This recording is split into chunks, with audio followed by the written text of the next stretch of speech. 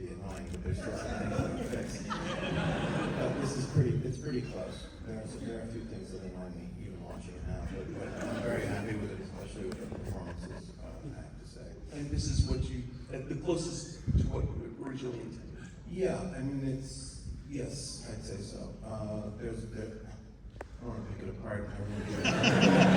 But I have some thoughts now. But I haven't seen it in a long time, so it's very instructive, and I think a lot of it works great. So. Well, we've now all seen the definitive version of Margaret, and when you talk about this film, obviously there's, generally speaking, two things we can talk about. We can talk about the film, which we're going to, and we can also talk about what happens to the film, which I think we should touch on. But first, let's start with the film. And I think any conversation has to start with the character of Lisa. So it's such incredibly rich writing and so filled with emotion and melodrama and pain and erotic. Where does a character like that come from for you as a writer? Was this partly observed? Is this based on someone? Well, there's a couple of people that I could say it was partly based on. Flaubert said, Madame Bovary, c'est moi. So I have to say that Lisa Cohen, c'est moi. It may sound strange to say that a 17-year-old girl, but I assume it's got to be partly me, partly people I knew in school, and just, I don't know, made up I honestly, I couldn't actually tell you. Yeah, it's a lot of lines in the film, I think, that speak to her character. Near the end, someone says, maybe teenagers aren't the problem because they feel deeply. Do you sometimes relate with her? They're not the problem? Yeah. Well, now, I have mixed feelings about it now that I'm older and know teenagers from the other end. But it's an interesting thing because they're both real incredible feeling, and it's not always directed in the right way. The one thing that strikes me about her is that she's so, I know she's a pain in the ass, and she's often been described as not being a very likable character, but I feel like she's so brave, and she's really like trying to do something. She's not sure what to do, but she's just in there punching, and she's not just suffering. And I don't think she's I don't know, I just really, and I also think Anna's performance, which I haven't seen in a while, is unbelievable. I mean, I thought everyone's fantastic. I don't understand anyone who would call her unlikable, but she's always fascinating and goes through so many emotions. Can you talk to us a little bit about how you connected with Anna and why she was right for it? Well, I mean, I was in the middle of writing the script, and I saw her in a play, the first play she ever did in New York in a small theater, and I immediately thought that, because I was trying to cast a production of This Is Our Youth in London, and she was 19 at the time, so I saw her in this play, and then when she was in This Is Our Youth. And the character, the girl Jessica, This Is Our Youth, is not totally dissimilar to Lisa, and I just thought she was perfect. I was about halfway through the script, so I always had her in mind.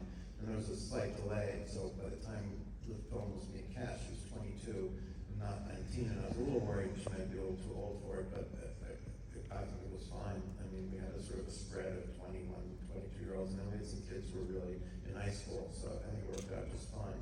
I was also amazed by Jay's performance also.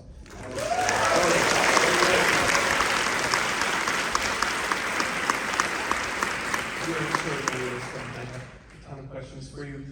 I think about Anna, though, in 25th Hour, which precedes this film by, well, when you shot this by a few years, and it naturally brings me to this idea that's often remarked about when people talk about Margaret, about it being a post 9/11 film. Not merely for the time you shot it and for the references and the flags that we sometimes see, but this idea of the city being like a place of communal grief, an open wound maybe. Yeah. So was that part of your thinking about it, or was it subconscious idea?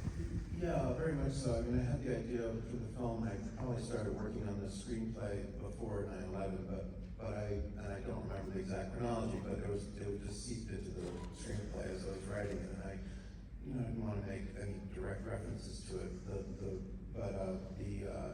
film, I almost had it. It takes place like in 2002, 2003. It was filmed in 2005 and 2006. But yeah, very much so. And all those airplane shots and just the feeling.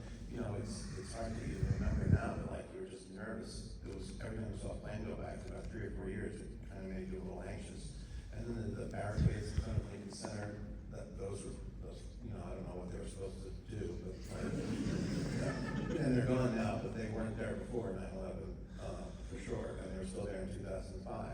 So there was a lot of nervousness around the city and a lot of feeling like we joined some global community we didn't want to be in, but everyone else has been in it for quite a long time.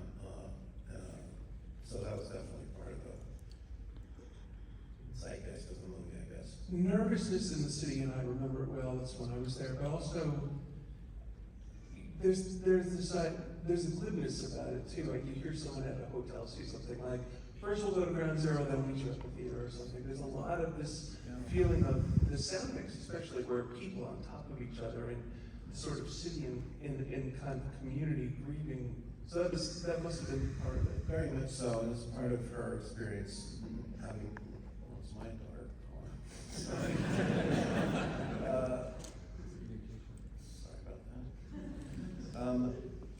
Yeah, what's that? Her theme is Close Encounters. That's her song. Sorry. Exploring this idea of 9/11, because I think the deeper theme of the film is about grief, right? It's about how can we connect and at the same time can we take someone's grief. I think that's part of it. I mean, I don't know what the theme is exactly. I think it's just, there's something about having this experience all by yourself, like, oh, God damn it. A little like Lisa. Persistent. I don't care what I'm doing. All right. Never mind her. So I think it was, I think early on in the screen, the scene in the diner when she's completely traumatized, but the ladies next door to her are talking about the dog, and he thinks she's upset because she doesn't want to go out with him, which is true, but like the fact that nobody has any idea what's happening with anybody else is something that bugs me and haunts me and bothers me, and I think that's her discovering that she's the only one who's living her life. And I never thought it was a question of people being careless or uncaring, but just we all have our own lives that are going on, and there's not enough room in anyone's imagination or heart for everybody else. And that's a tough lesson to learn when you're going through your first real tragedies when you're small. And some people don't wait till they're 7.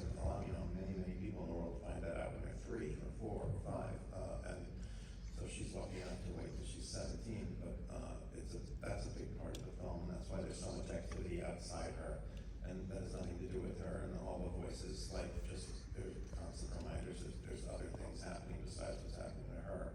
I have to say, I think there are probably too many shots of too many cityscape shots. Those just so moving. I love them, but there are a couple too many. I watched the character of Joan, and my heart breaks watching you in this performance because all you want is to be closer to this. Yeah. It's what? It's a beautiful performance. I am curious. I mean, you come out of theater. Was the idea of writing an actor, someone who's a single mother, was that something that you always had in mind? No, not exactly. I wasn't sure what the mom. I had a whole film outlined a couple of years beforehand, which I almost never do. But I was exactly sure what the mom should do for a living or what she should be like. I wrote the whole first section of the movie until she goes home pretty easily, and then I was stuck because I wasn't sure what the mom was like, and I don't really remember how I came around to that particular character, but I always wanted Jake to play, although I didn't tell her that because I wasn't 100% sure I would be allowed to cast her. But I definitely wanted her to do it, and I think that there's something interesting that happened about the acting theater theme and the acting theme and the performing theme. years later, I realized there's a lot of connection to what Lisa's doing, because she's a very performative person, like a lot of teenagers, and I saw it looking, I was, somewhat judgmental about it, but the fact is, even showing off is a way of trying to get other people to, like, connect with you. It may be sort of a one-sided way, but like, so, and all this nice stuff was coming up about the theater, which I was just like, I don't know what that is, but it seems to belong here, and the whole ending of the film, it ended up at an opera performance where everyone's watching the same song. And I wish I could say I thought of all that consciously, brilliantly, but it kind of keeps You're supposed to own that. I do own it, but it wasn't a conscious decision. It was just sometimes things happen like that when you just are trying to let the story come out of you, whatever. Doesn't Jeannie's character say this is not an opera? Yeah. But it is. Oh. I mean, everyone's life is an opera in a way. Like, I don't mean that it's false, but that the feeling and the hugeness of everybody's individual lives they're living these huge things that other people can't glimpse at. I mean, Even when things are going well for your character and the reviews are good, she's crying in the elevator. It's like the opera goes on. Yeah. Were there moments in, obviously, your acting and development of this, that you felt close to Lisa's character? That they were so clearly related that they're both kind of actors? Yeah, so I think that Joan she doesn't really know what's going on. Like, they have one discussion after Joan has been caught in an embarrassing moment, and she doesn't realize that she gets the wrong answer. She says, I don't know if you should Oh, you open think this that's thing up. bad advice? It's bad advice, but she doesn't really understand the whole picture of it. And she's maybe not in her, she's not in full, she's caught off guard there. And then the whole rest of the story, I don't think she quite knows what she did wrong, right? No, I don't think she ever knows, because Lisa turns on her in one moment because she gets the wrong answer, because she's looking for and she gets sort of liberal answer, and she's looking for like a don't tell the truth and bite the bullet, and she doesn't get it, and teenagers can be very harsh and very judgmental and unforgiving, and that scene is that's a turning point in the scene, because they get along pretty well before that, and very well, and she leaves her friends to go be with her mom. When she's at the movies, she meets her at the theater, and but that one moment, I said to Anna that she's betrayed you in this moment. You no longer have her as an ally, and she spends the rest of the movie punishing her for saying and doing the wrong thing. It's really interesting. So you see that pivot as that moment, and after that, almost, everything else that she does is her guilt trying to come through. Even the men she sleeps with and the abortion, all of it. It's an extension. I had an interesting. I always thought she was trying to punish herself, in whatever way she could, sexually, particularly because it was a sexual sort of flirtation that got the woman run over in the first place. So just very, very bad luck worse luck for Allison Janney's character, but terrible luck for her that she should cause the accident while she's 17, kind of having fun. Having a good day. Well, she's having a good day. Her friend asked her out. She flirted with Mr. Aaron. She's like enjoying the fact that she's, attractive or feeling attractive, and then that leads to this hideous thing happening. So I think that's just a very bad thing to get in your head. It's already a confusing time with lots of twists and turns in how you feel about yourself. And I think when the mom doesn't give her the right advice, she's becomes part of the enemy, the contingent. Something I'm always struck by in your films is your choice of music. So maybe a two-part question. Are you an opera fan? I'm curious about that. And also, how intimately is music figuring your writing process? I am a limited opera fan. There are a few operas that I really love, and I don't have very eclectic, diverse opera taste. Not like a hard. I can't sit through Wagner. Although the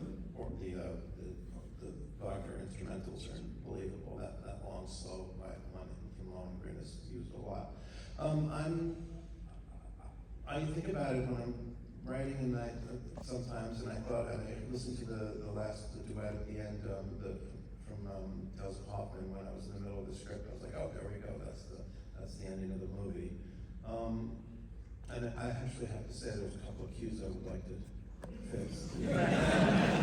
And there's a couple of cues in here, but truthfully, there are a couple that I put in on purpose that I don't like, and then there are a couple that we just couldn't afford what was in there in the mix, and so I'd like to fix those too. You're working on this one, Ron. No, And this is not the way you were for You Can Count on Me. It's kind of obsessive. Or do you watch that one in one? No, You Can Count on Me is, I saw it the other day, there's this nice screening of it somewhere. Oh, the church, yeah, in New York. And that one I thought, it's the same, I have the same feeling about it. There are 3 shots that kind of fucked up. This one, no, this one never, like, this was done, Searchlight, which should, after all the horror was over, they let me do a version on DVD. It really was a limited budget, but they didn't bug me at all about it. And but we couldn't afford some music, and I'd also been working on it for a long time, so you do lose your perspective when you're editing with or without other people's help. So there are a few missteps I think I'd like to address someday. I don't know that I will. Well, this one turned out pretty great. So, as these things go, was the shooting of Margaret a pleasurable experience? You know, you have this great cast. You're coming off this Oscar-nominated film, working with your wife. It was a good shoot. That was great. Yeah, everything was great until the editing was the only problem, and even that was okay for a while. No, the prep was great. The writing the script was really fun. The shoot was really, I mean, it was hard work, but it was really, really enjoyable. I mean, working with actors like this, it's kind of like pick and choose your scenes. Like I love working with the DP and figuring out the shot. You know, I had a very good time shooting it. And it worked really well. I mean, it was like 52 days, so it wasn't like one of those horrible cramped shoots. Yeah, no, it was a sort of a pleasure to shoot as much as a film shoot can be. So then let me ask, I think it's something that I think we would like to know. Where did the problems emerge in the edit? This is a very long and ultimately dull story. You say that. No, well, it's dull. Before we move on to the Vindicated. That was a masterpiece. Thank you. Tell the story.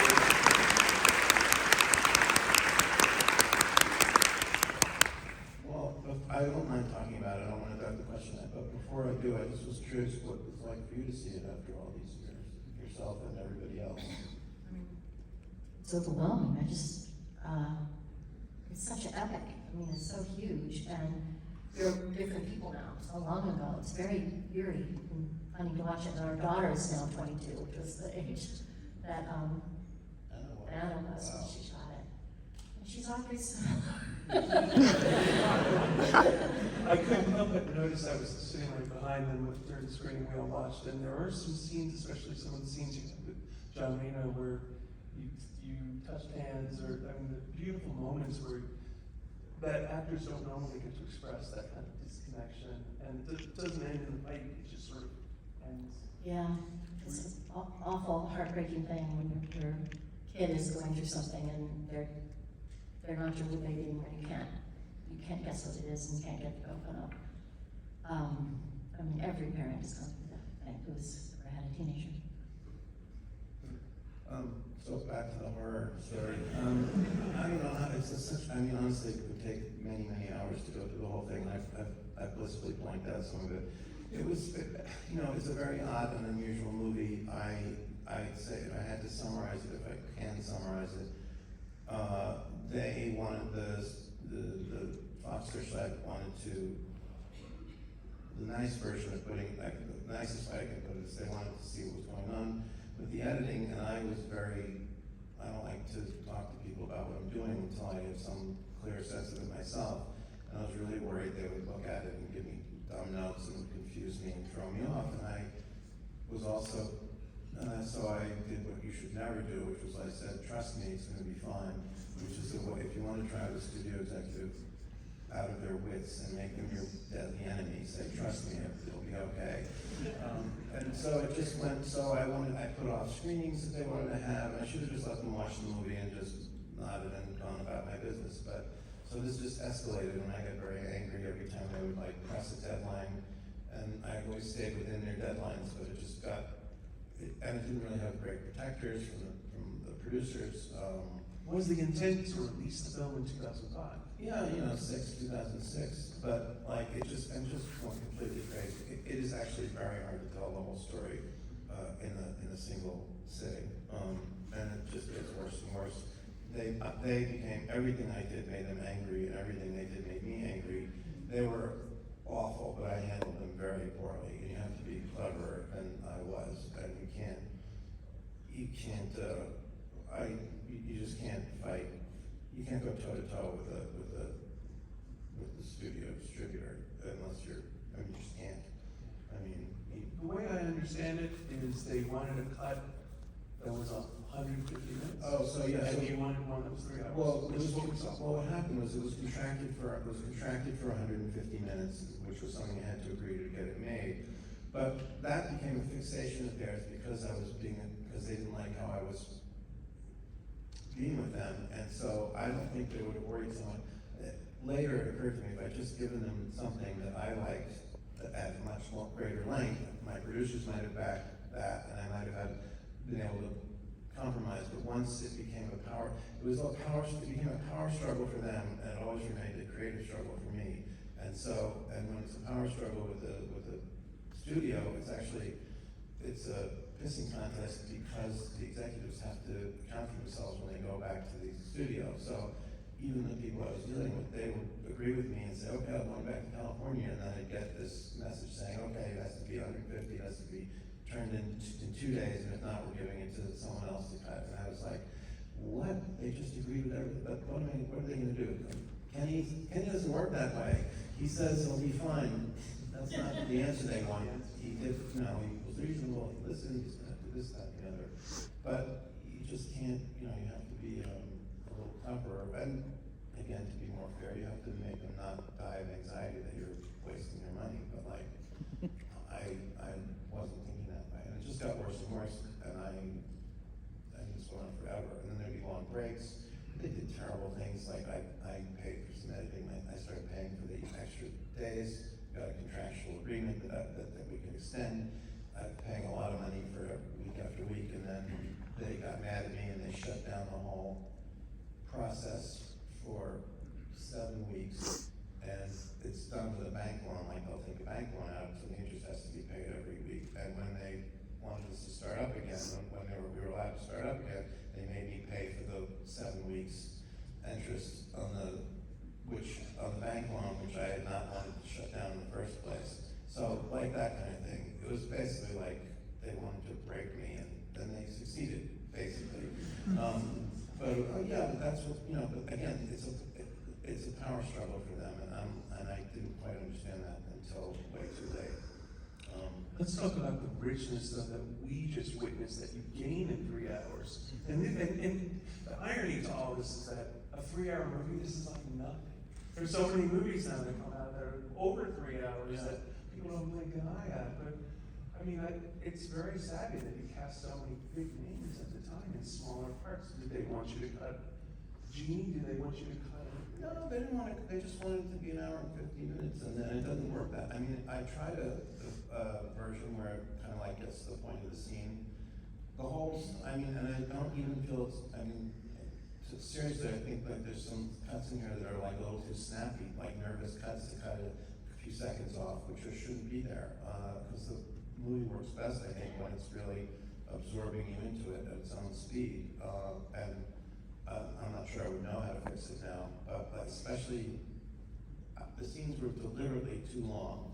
Like I had this idea that if you're watching for long enough, you're like, when the scene's supposed to end because you know what movie rhythm is. Like it's going to end on this line. So then I figured if you just didn't end it there, then at some point you're like, why isn't the scene over yet? And then beyond that, you're sort of as if you're in the room with the characters, and it's not like a movie anymore.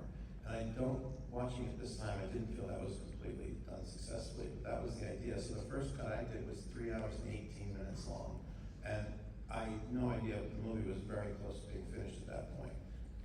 That's a crazy length especially if it's been contracted for like almost an hour or less. But I didn't realize how close it was to being finished. Anyway,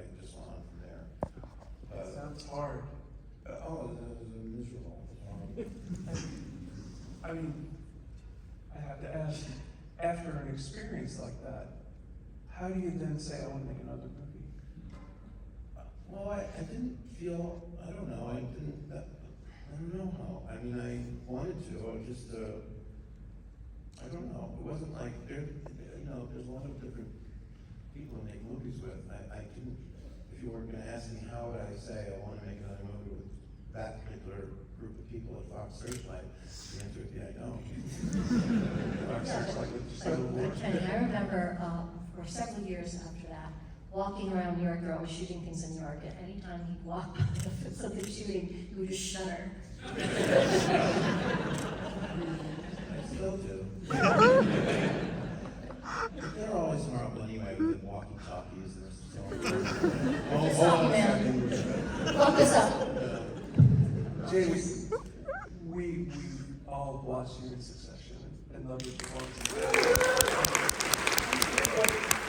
I've heard stories about your development on the Succession set of your character and your work with Karen, and I do find myself wondering, since you had sort of an eyewitness to this whole drama, I mean, maybe this could have been TV. The original script was 375 pages long, and I have a nice amount of copies of it. And I thought for a while of making it into like a TV, miniseries, but it was easy to cut it down to 200.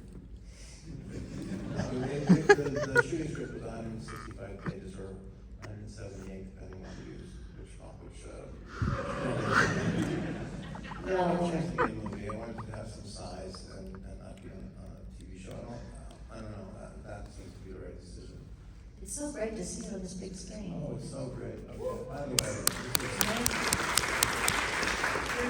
I am curious about that, actually. It's extra textual, but like, how would you be supportive of him when he was going through this for this 6 years?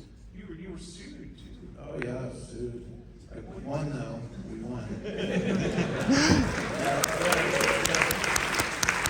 You guys may know Matt Rosengart, the super lawyer who saved Britney Spears, so he was my lawyer. And he's a very good friend, and he's if there's one person besides myself who's responsible for this, even this version existing, it's Matt Rosengart.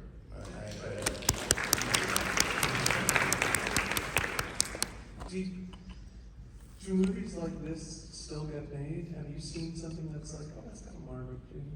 Well, I mean, in what sense? I mean, In the sense of feeling both about characters and city. well, I mean, I'd say there are movies that are made, individual movies that are made by people, Paul Thomas Anderson, Wes Anderson, and there are all kinds of people making their own movie. I don't know if it's exactly like this movie, but you wouldn't, you wouldn't want it to be. Why did you call it Margaret? Because of that poem, Margaret, Are You Grieving Over Golden Road I'm Leaving? That's one of the few poems that I actually know. And I don't quite remember now in what part of the process that poem became associated with the movie. It used to be called Bus Film in my theater.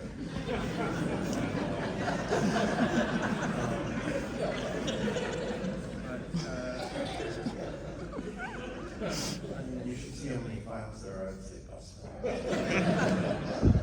It's like Jack Nicholson and Always writing in the and I don't remember when that poem attached itself to the story, but I mean, it goes by pretty fast, I guess, but that poem's about like that being young and your first experience with death really, and the fact that you're not gonna live forever either, and like just that, for all the criticism you can very easily heap on teenagers, not to generalize about teenagers or anybody, but the sensitivity to life and the freshness coming to all these experiences is really beautiful in a way. And also, I don't know, you just feel just seeing them walk down the street, not just her age, but younger, and they just seem like ready to be like alive, and also just ready to be like smushed, and you're just like, oh God, don't be so tender. Like, but if they've had an upbringing that hasn't like bruised them from a much younger age. It was extraordinary watching it in this crowd tonight because I was reminded of how funny this film is. I mean, we're talking about serious things about grieving and teenagers, but scenes with Jeannie Berlin, scenes with incredible humor and conversations on the phone and showdowns. Did you mean it as a way for us to approach the subject of grieving with more sense of love? No, I mean, if it gets too grim, I feel it loses the lifelike quality, because it's not that life doesn't get horribly grim, but it doesn't all, like, even if somebody else is going through some hideous suffering thing, 2 blocks away, somebody else is having a very different experience. So since the movie has to be selective in what it shows you over 2 hours or 3 hours, I think that's why, if it's all humorless, like, unless something very, very interesting is happening, otherwise to me it feels like there's some side of life that's missing. And it's not even just for comic relief, like, people are pretty funny even when they're being awful or having a hard time, or they can be anyway. That's as good a definition of bleak week as I think I've heard. It's that dash of humor that makes it actually. No, I don't agree with that. I'm so happy to be here, by the way. This theater is amazing, and to see the movie on this screen, but Bleak Week scared me because it was like, films are depressing, bleak. I'm like, no, I don't. They're not. You know, it's okay. That's just about to say it's not bleak. Well, it's sad. It's upsetting, but bleak to me is like it's hopeless. It's all over. Like, this is dry and bleak and like. But they call it Bleak Week, which is kind of pretty. I guess so. Yeah, I guess so. But I enjoyed this. Okay. Well, it sounds like sour grapes on my part. This is so amazing. And I grew up like, half my personality is built on the films that they showed here between the 30s and the 50s. So I'm extremely happy to be here. Let's open it up for some questions from the crowd. Please raise your hand high. I know we have some time. Yeah, right here in front. There's such a dichotomy to this film. Good Lord. Good Lord.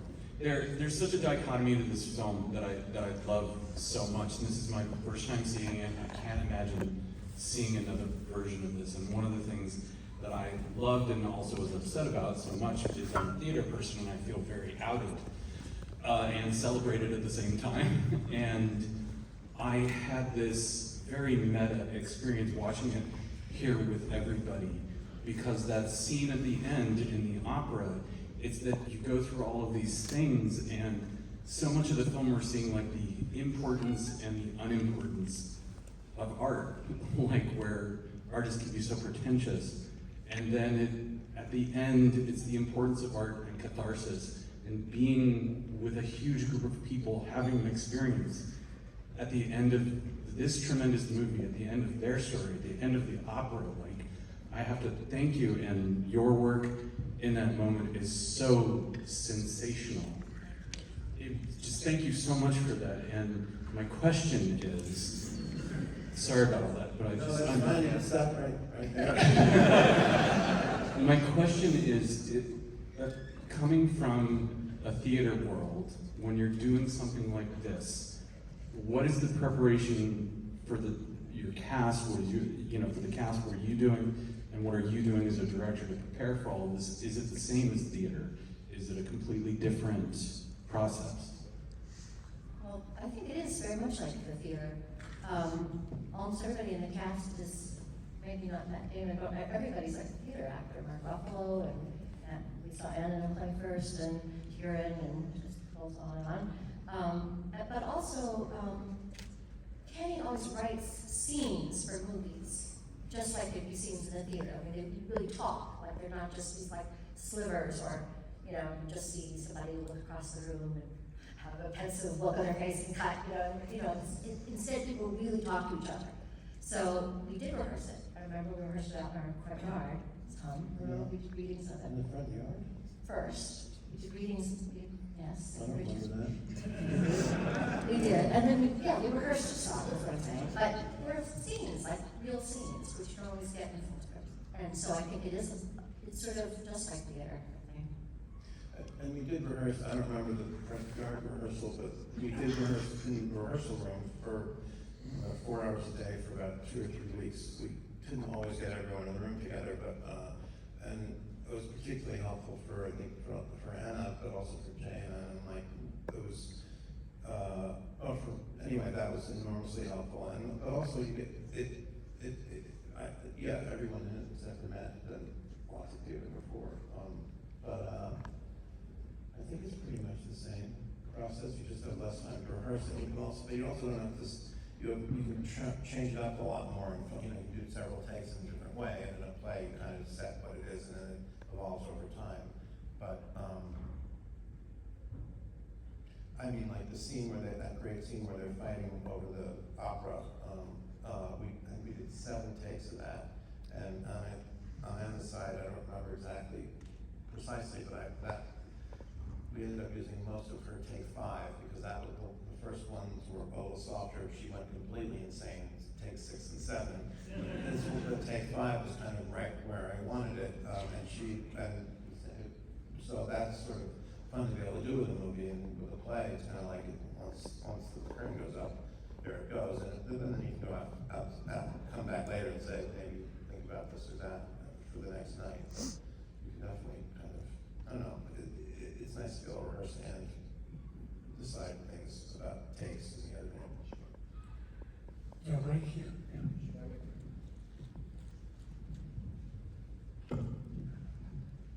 Good evening. I hope my question isn't too broad, and I assume it's a question that could take us a long time to answer, but I'm curious about finding your voice, because as a writer for the stage and writer-director for the screen, it's so incredibly consistent.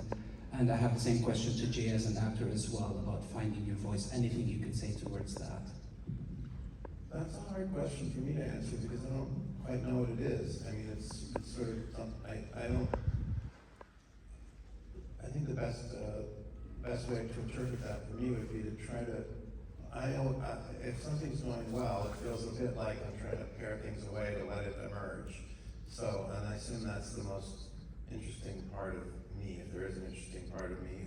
Do you know what I mean? Like, so, and after a while, like you usually start with something, oh, this would be interesting, bus accident, and what, no one can help her tell what to do. And then after a while, you start listening to, for instance, the theater stuff. I didn't know why there's so much stuff in the theater until 2 years after I was finished with, until a year after the movie was finished, but it felt right. So I suppose listening to those little signals, listening to your own interests, I'd say, might help you form what other people would call your voice. I don't know what my voice is exactly, but I know what I like. If you know what I mean. I don't know how actors do it, Well, or if it's that. I'm not sure how to, there's sort of different situations, as Kenny's voice, and, but I think the thing that whatever piece you're in as an actor, you have to try to develop that part of you that can empathize with your character and not judge them, and just give over to them, just let it envelop you. And that's kind of an obvious thing to say, but that's what actors keep honing and developing their whole career, is that ability to do that, to channel their character and to not resist it, not to resist performing it, just to give into it and feel the empathy for your character and for the other characters. Those are the kind of clean emotions that an actor can play. Something that's discreet like that. I remember you telling me once when we were talking about Manchester at Sea about how actors can't play these complicated insights. They can have a task. They can do something. Oh, I meant they can't play some intellectualized comment like, I mean, this is something that interesting. I was editing the film, and I wasn't, nothing bad had happened yet, and I always, as I said, I always saw Lisa as someone who was trying to punish herself, and particularly punish herself sexually. And I was talking to a friend of mine who was a niece of a very good friend, and she's now like 40, but anyway, she was a kid at the time, or nearly a kid, and I said, and there's something I was trying to figure out, I don't remember exactly, but the crux of the story is that I started to say, she's trying to, and I was about to say, punish herself, and she said, connect. And I was like, no. And then I was like, well, yeah. And I was like, what do you mean? And she tries to connect, she connects with the dead woman, then she's trying to connect with her mother, and then she tries to connect with Jeannie Berlin, and then she tries to connect with the bus driver. And I was like, oh, I thought it was all about people being disconnected. She's like, no. That's all she's trying, and then the two boys, and then she's just left with nobody, because nobody's had the same experience as she has had. It's so sad when she says to Joan, people don't really connect. I know. She's tried that whole long year, I or however know. long it And takes. thank God she takes your hand at the opera. She looks so grown up that very last scene. I know. That's poignant to me. Yeah. You know what I mean? She looks tall and grown up, her hair's cut. I know, I feel like, I hadn't thought of this for a while, but I thought of it when I was writing it or when we were shooting, that if she hadn't, given up that, treating her mother like an enemy, I don't know what would happen to her. And I think the fact that she was able to, reconnect with her mother saves her in some way. Because where is she gonna go if she won't allow herself to have any allies or because it's such a terrible lesson she learns. I mean, Elaine May said to me, she said two things, where she said, only a teenager could possibly think that they could have that big of an effect on the world. And she said, but she also learns there's no justice, which is a terrible thing to learn. And it's also not a good thing to learn, because there is justice sometimes, but you have to really, doesn't come too easily. But learning that it basically isn't there unless you really have some deft way of making it happen. Yeah. She tries so hard. That scene is beautifully modulated too. You anticipate that moment. Even when she's standing in the balcony, we hear the chimes and the opera's she's responsible, she's gonna go back in, she's gonna be there. It's almost like a belated responsibility, a belated connection. It's really good. Yeah, that long, beautiful shot goes all the way down the staircase. Yeah, she could have left you there. I thought she would. That's what I got from watching it, because she's like, okay, I guess the show's starting. Maybe she went home. Also, when we shot that scene on the balcony, it was very late in the shoot, and I think I said to Anna, okay, this is your last stand in this fight that you've lost. It's just not giving in to your mother's sympathy, and which I thought was an amazingly good direction. All right, we have time for a couple more. You ready? Yeah. Hi, thanks so much for Bill, Mike, you repeat the question. sorry, a lot of pressure to bring the last question, but I noticed that in the film, both your characters never speak to each other, which I thought was an interesting choice. Are all the scenes we see with her father just from her perspective? I don't think so. I think you get his side of it a bit, even as unsympathetic a side as it is. No, I wouldn't have said so. He's the only character she's afraid of and nervous with, which I think says something or other about her dealings with everybody else. But again, I mean, Do side. you think the parents did speak at times? But yeah, I Like, you don't never think hear they're them super speak. friendly, but I think they connect. I don't think they spoke about this particular subject. I don't get the feeling they're really in touch I don't think they get along too well. I don't think it was like an amicable, I think they're pretty much at arm's length, with civil contact, I would say, when necessary. There's like a distinct lack, I think, of traditional parenting in a weird way in this movie. It's really about her coming into her own volition in a way. So. Yeah. I think we have time for one more. Yeah, you right there? Yep. Oh, because of just what Jay said, your comment, so you can't play punishing yourself. That's what I was gonna say. You can't, that's something you're trying to get someone else to do. So even if that's my psychological opinion of what she's doing, but you can't act that. Like, how do you get someone to, you can't do it, so you only do things that will end up being punishing.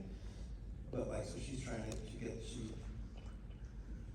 in my opinion, she's trying to punish herself, and so she calls up Kieran and has him come over, or she dumps her friend who really likes her, who she really likes, and so she sleeps with the teacher. But I think she's trying to make a connection consciously, but if she wasn't looking for some kind of retribution, I don't think she'd do it, but I don't think an actor can play looking for retribution. You think you're doing something else while you're psychologically punishing yourself.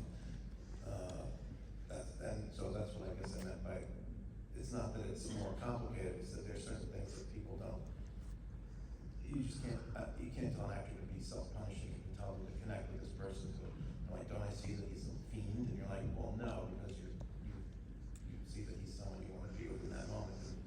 And in the aggregate, he's someone who you shouldn't have been with, or whatever the bad thing about the situation Something is. that we perceive as the viewer, right? Yeah. Yeah, I understand.